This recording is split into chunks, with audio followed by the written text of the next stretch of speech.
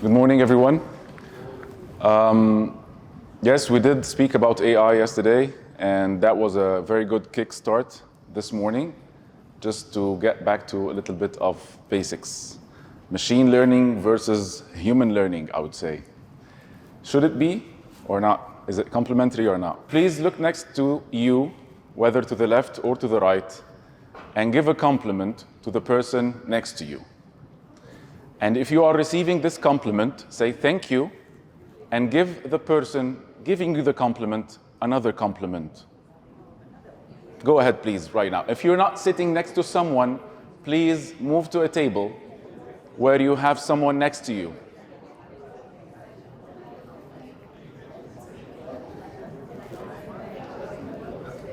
A genuine compliment, please.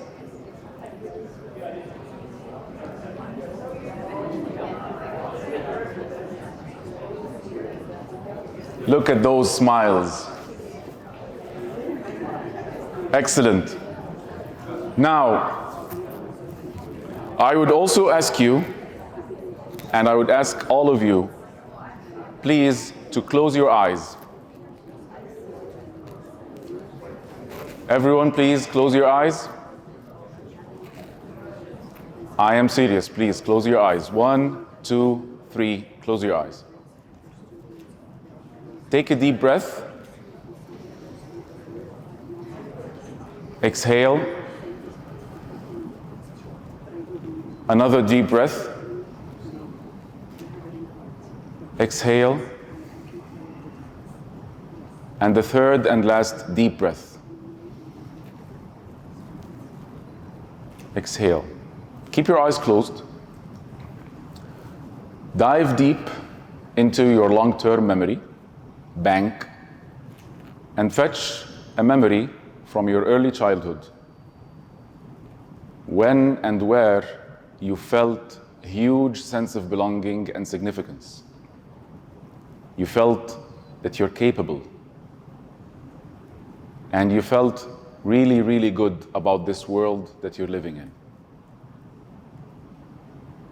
For 30 seconds.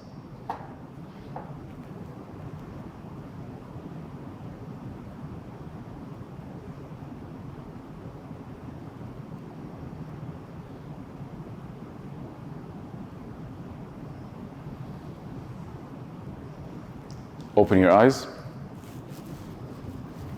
Welcome to the world. Feel the positive energy in the room? All right, so what are we talking about today? It's basically transforming a school culture the positive discipline way. Anyone familiar with the positive discipline, positive psychology? Alfred Adler? Excellent, some hands are raised. Alfred Adler, with the positive psychology, which call it individual psychology. Now it's, of course, called Adlerian psychology. Apart from Sigmund Freud, where he is a fellow compatriot of his, Alfred Adler focused on the effect of social interactions and the balance and, let's say, justice in terms of the effect of social interactions on the human being. Then afterwards came Rudolf Droyker to put some practice into this when it comes to the classroom management and when it comes to the classroom practices. Droyker says a misbehaving child is a discouraged child. He also says, and he investigates the roots of the misbehavior. What are the causes of the misbehavior? Is a misbehaving child just like this? Is it a title? Is it a label?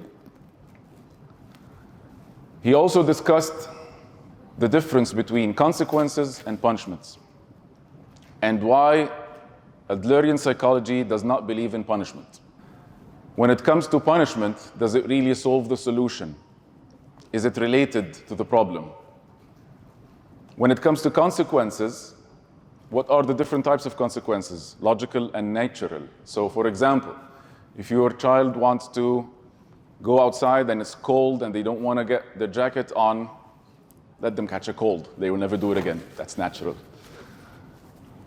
Logical consequences. You forget to bring your notebook. You didn't take notes. You'll do that at home. So no playtime or less playtime. That's a logical consequence. Versus punishment. Is it encouraged? Is it not? We heard that connection from Marty comes first when it comes to what students are looking for in the classroom. Connection before correction. Before we tend to correct mistakes, did we invest time to connect with our learners?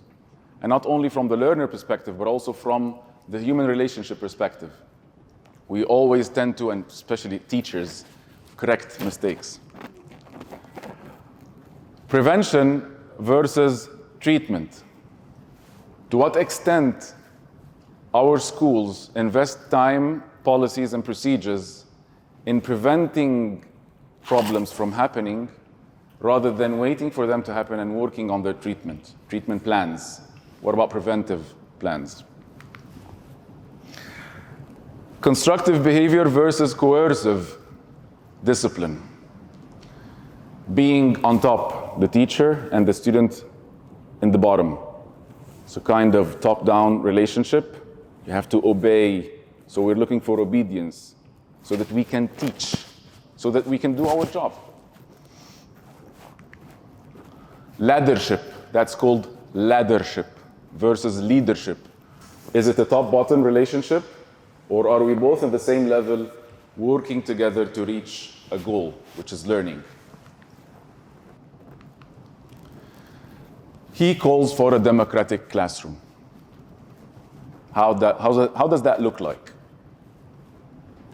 Again, away from generative AI and machine learning, and maybe with generative AI and machine learning, don't get me wrong. We must realize that we cannot build on deficiencies, only on strength. We cannot help our children or anyone else to have faith in themselves as long as we have no faith in them. How can we build this? By building positive relationships. How can that happen? Then came Jane Nelson, Lynn Lott, and Dina Emser to create more practical tools with the Positive Discipline book, published in 1981, almost my age, and moving forward with the Positive Discipline Association, providing trainings for members of staff, administration, and also different school organizations to help them understand and implement the Adlerian psychology in the classroom. Now, basically, we teachers, when we struggle in teaching, which is just doing our job, let's be frank, we just want to come and focus on the intellectual potential. We all know basic teacher training, Bloom's taxonomy, high-order thinking skills. Now let's do it. You're in classroom. You're ready. Why aren't you? Well, there are foundations that will lead to the intellectual potential at the end of the day. To what extent are we aware of our children and our learners, where they are from these basic foundational skills, human social skills? Maslow, hierarchy of needs, before we bloom. We always hear that. So what if these foundations are not there? What shall we do? But I'm a teacher. I'm in the classroom. I have content to deliver. Is this my work? Thank you. Positive discipline criteria are 5. The first one, and any behavioral management procedure, whether in the classroom, whether at home, whether with your employees, needs to be tested to these 5 criteria. 1,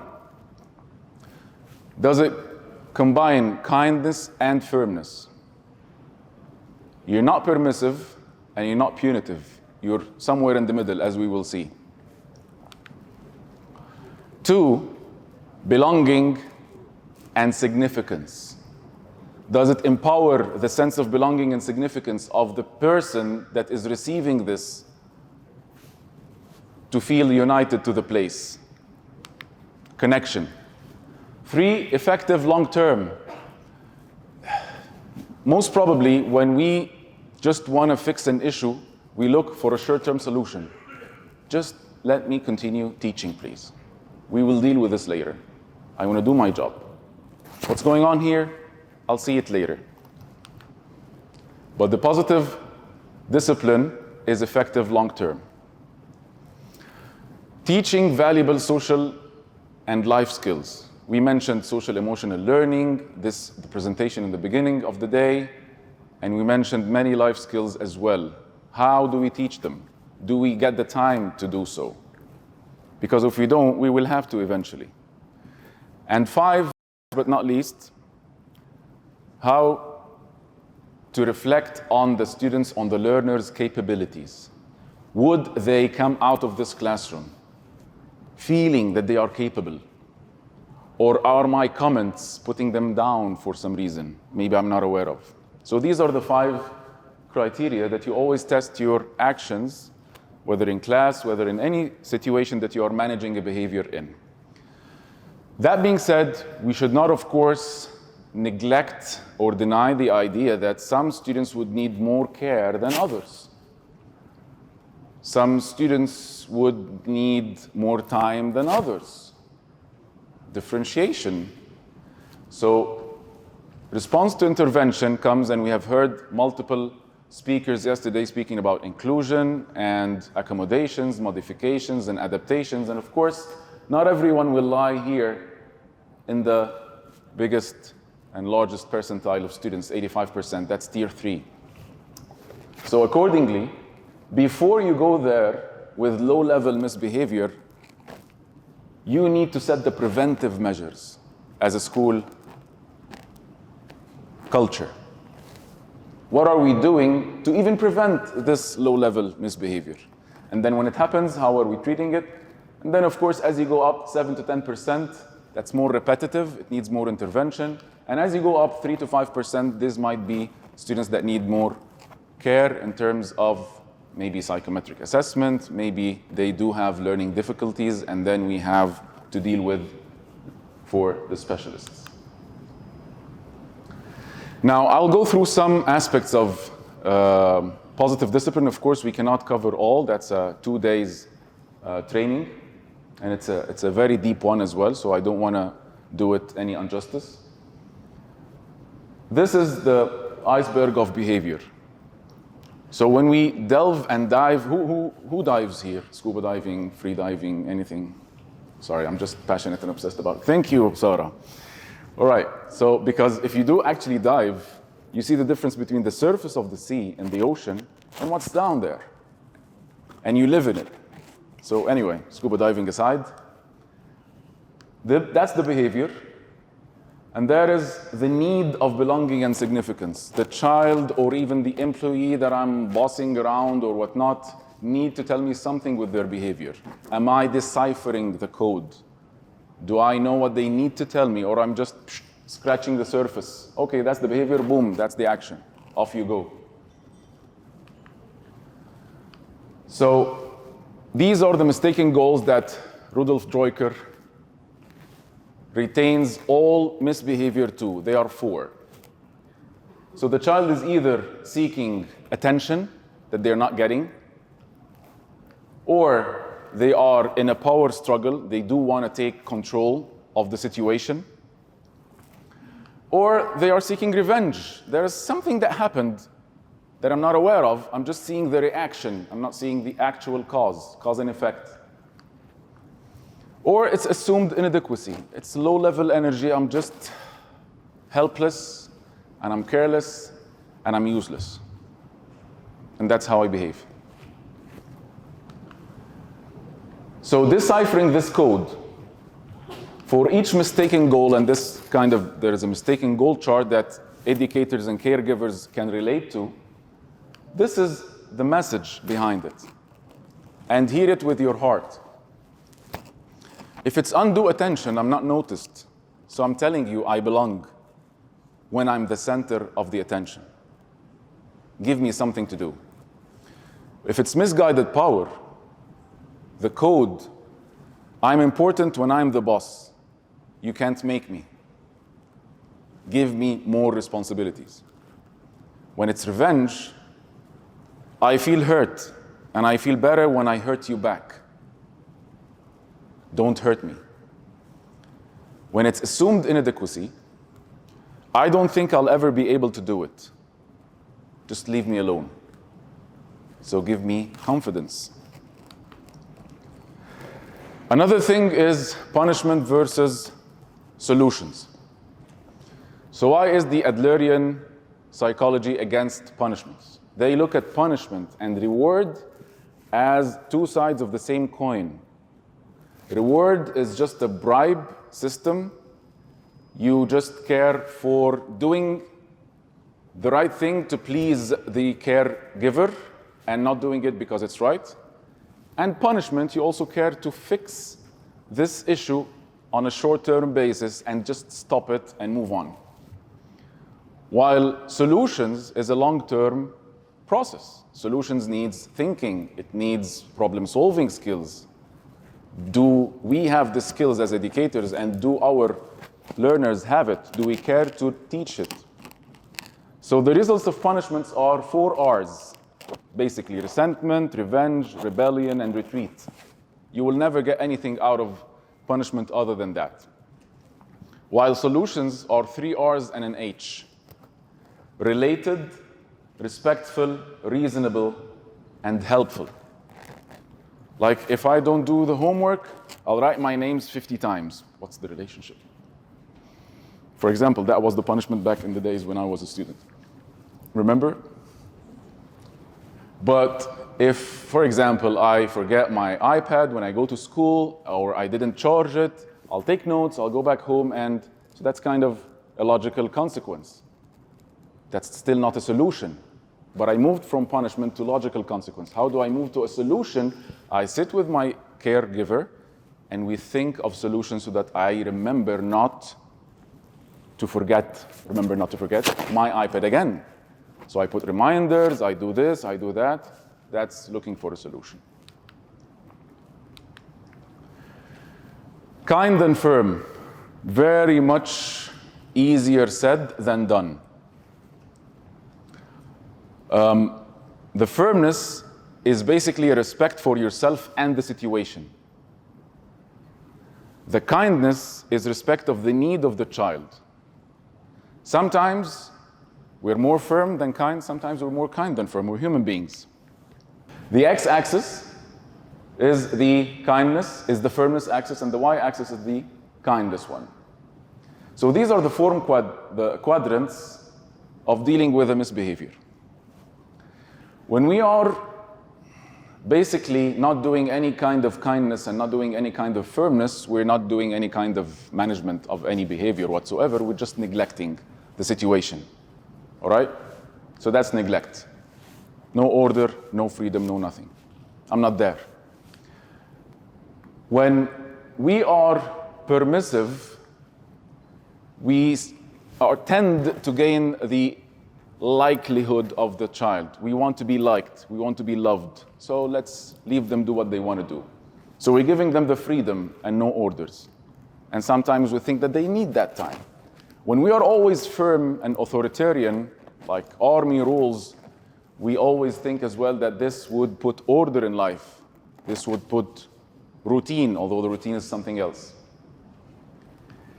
Our lives, when it comes to behavior management, is always going back and forth between these two quadrants. However, where we really need to be is in the authoritative rather than authoritarian nor permissive quadrant. And how to do that? This needs practice, of course. I would ask every one of us to please put your palm of your hand next to your head, whether the right one or the left one. Up to you. Right? Okay. So this is Daniel Siegel's brain in the palm of the hand. This is a demonstration of the human brain. We need to understand how it works. So this is a very simple one, yet very effective one. This is the brain stem, the primitive brain over here. All right? The primitive brain is the one responsible of taking reactions, the one responsible of fight, flight, or freeze. There is no reasoning here. I'm not thinking. This is just a primitive brain. Okay? Now fold your thumb on it. This is the amygdala. Here, I collect my memories, my long-term memories. Here is where we were in the beginning of the session, where I asked you to move back to your childhood memories. Here is where emotions dominate my actions. All right? Now fold your fingers. Still have it on the same level. That's the cortex. Thinking and planning. Here. You know, when someone takes a picture, I'm thinking. So here, thinking and planning. And that's the prefrontal cortex. And the most important part in this model that's in charge of high-order thinking skills, reasoning skills, emotional intelligence, adaptive quotient, self-awareness, situational awareness, and it's also in charge of holding emotions, right? So we do understand, hands down, thank you. We do understand as well the scientific fact of mirror neurons. When you're playing with a little child, you just want to smile so that they can smile. If we now at our age, someone yawn in front of you, you might yawn yourself, you get affected by smiles and crying. Mirror neurons affect human beings. So, if we enter in a situation that causes rage or anger or distress or sadness or madness or whatsoever, you tend to flip the lid of your brain. And then emotions prevail rather than thinking skills and reasoning skills. It happens to all of us all of the time. All right? So self-awareness makes me as an adult more able than the child to detect when I'm flipping my lid. Self-regulation skills, anger management skills, all those soft skills that we know, supposedly. So who's more responsible if we enter in a confrontation with a flipped lid myself as a caregiver and the flipped lid from the care receiver? And we end up boom, boom, boom, boom, boom, no solutions, right? So accordingly, I will need to go somewhere, maybe positive timeout, go back to my self-regulation skills and deal with the situation. Again, I would ask our audience to maybe do as I say, please. Sit relaxed, put your hands on your knees while you're sitting. Take a deep breath. Keep your eyes open. No, don't close your eyes. All right. Now make a big circle like that with your fingers and put it on your chin. Where did you put it? I see you. Thinking, moving. Thank you. So, do as I say or do as I do. Mirror neurons.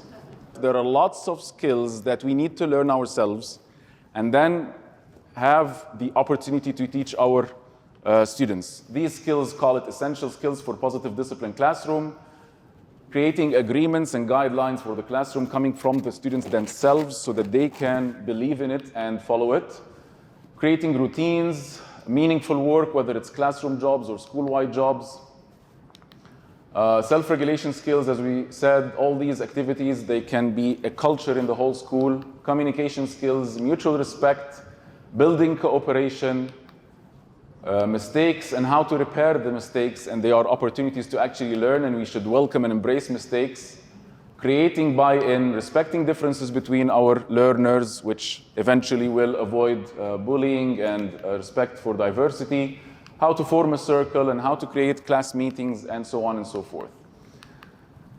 Positive discipline culture is not only in the classroom, it's also in the workplace, empowering the workplace, and it's also with parents so that you can actually fill in all the gaps where the learner will interact. It's not only in the classroom, because if you do it in the classroom and then they go home and parents are doing something else. So this is real responsibility to take on. I did have this experience 10 years ago with my school back in Egypt, and this is the 4 stages of the learning model when you actually are incompetent on something but you're not conscious about it until you reach that you are unconscious about your competence. So it gets worse before it gets better, 100%. Do not think that while you will use these tools, life will be wonderful. Teachers will resent. Students will think that, oh, the school is not doing punishment anymore. Hooray, we can do whatever we want. So with teacher training, with parents training, and with collecting data, with a clear framework of responsibilities from the organizational structure of the school, with providing resources about positive discipline, with, of course, data, quantitative and qualitative, you will reach the end of the goal.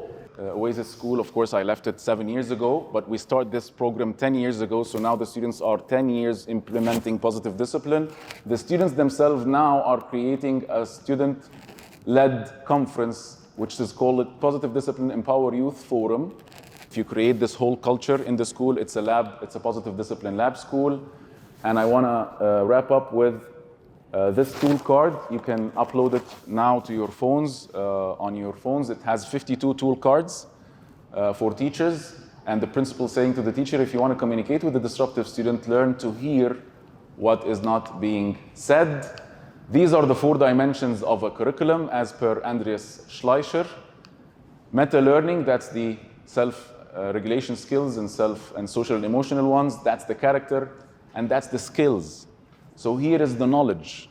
Knowledge and skills can be used or can be transferred with adaptive, generative AI or machine learning or whatever, but character and social skills, I doubt it. So let's get back to basics, and I leave you with this.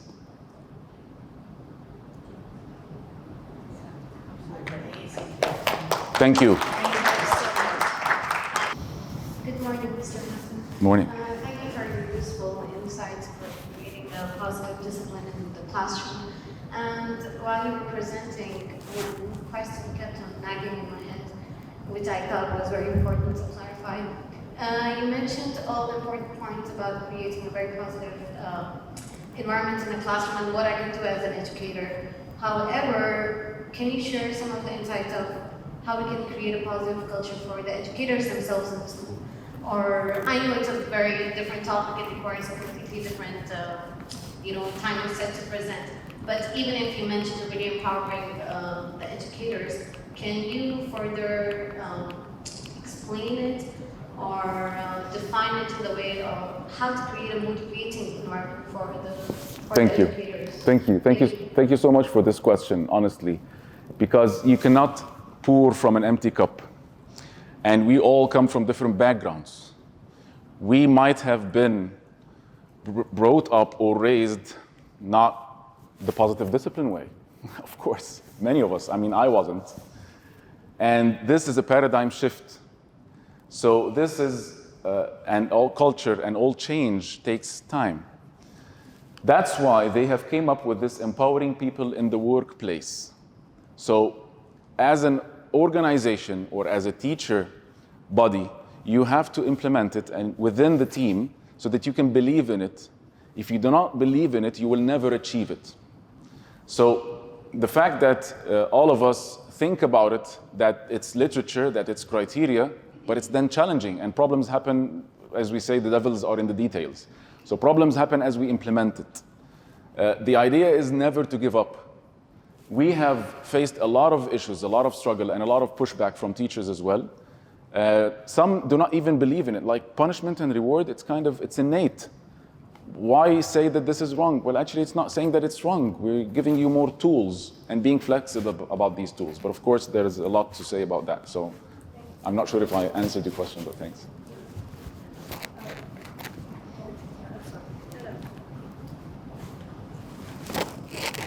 I have been really enjoying your presentation. Thank you. It resonated. But oftentimes I feel like when people present on these topics in our context, it feels like it's foreign research is coming from the US, and I really feel like it resonated the way you presented it. But are there ways to connect it more to our cultural values that we're bringing up over here in the States? Excellent, thank you. And this is what we're doing at Advanced Learning Company. We're actually Arabizing this content as well. So the way you present it, it's not a paradigm shift. We do not want to change your beliefs because the teacher is I have the authority. If I lose the authority, I lose respect. Are you telling me that we are on the same level? Come on. So these kind of questions that appear, when you are aware enough with the context, you are presenting it in a way that appears as a tool and rather than a paradigm shift to change your belief system. That's not what we want. We are providing you with tools, take it or leave it. If it makes your life better, adopt it and go forward, which I did 10 years ago. Yes, Mr. Hatton, thank you very much for Thank this you. informative presentation. Thank you. From where I work, we do look at it as a larger scale. Maybe for you guys or everyone here, you work as an educator, student way. But for us, we work on a larger scale. As I mentioned, we do care about this kind of positive discipline or very peaceful work environment among all the charts in the school. So we're starting from the director to the very least workers there. So in a school environment that does not have that kind of positive discipline, where exactly in the chart do you recommend that we have someone to start the process? Excellent. Well, that's a very, very good question. And in the literature of positive discipline, there is a specific guide of where to start and how long will it take. I just want to highlight something. When we speak about the organizational chart, many people say the director is up and the teachers are below. I see it the other way around. Teachers are up and we are below so that we make teachers' life easier by tools like this. So in the first year, you have training, you have organizational chart, make sure that some people know what they're doing, and PD resources and data collection. Data collection continues with you because you can't measure, you can't progress in something that you can't measure. And then training continues with you, continuous professional training continues because you keep having new teachers every year, teachers leave, retention. So this kind of, if you see that there is an objective at the end of the day, then you will retain teachers to do it. Give you a short answer, you start with the teachers because they are the most important aspect of this equation. They are the first line of contact with the learners, with the students. And then you move forward to administration, of course. It comes from the administration, so you believe, you presume that this change will be already felt and believed by the administration. And then the parents, of course, so that they can adopt it. And you will not be able to reach all parents, because it's impossible. Some parents will believe in it, some parents will say, no, you don't interfere with the way I deal with my kids. They are my kids. And of course, this happens. I don't want to take more time. So I'm here. If any more questions, please. Thank you. If you do the 2-day workshop, please let us all know. We will. Thank you so much. A lot of us here Thank would you. like Thank to you. attend that